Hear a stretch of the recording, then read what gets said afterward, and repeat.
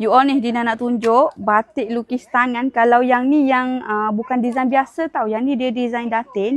Design datin ni dia 2 lapis. You all tengok design datin dia batik tapi dia versi lain dari yang lain. You all pakai dinner ataupun pakai raya sangat-sangat cantik. Design datin dia lain daripada yang lain. You all tengok koleksi-koleksi kita ada you all. Yang ni warna hitam.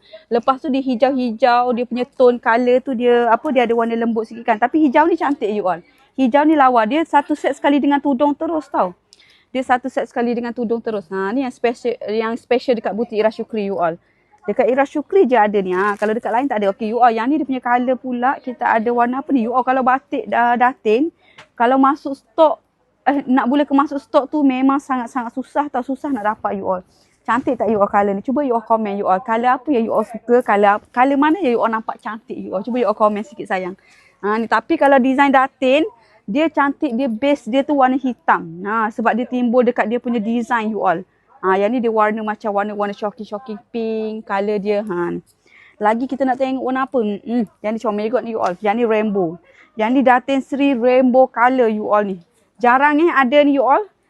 Ni masuk stok kita terus ngap you all. Tengok ni. Masya Allah cantiknya. Cuba you all close up tengok ni you all.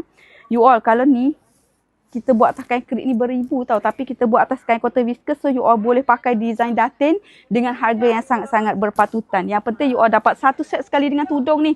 Mana nak cari you all hanya dekat Ira Syukri je tau.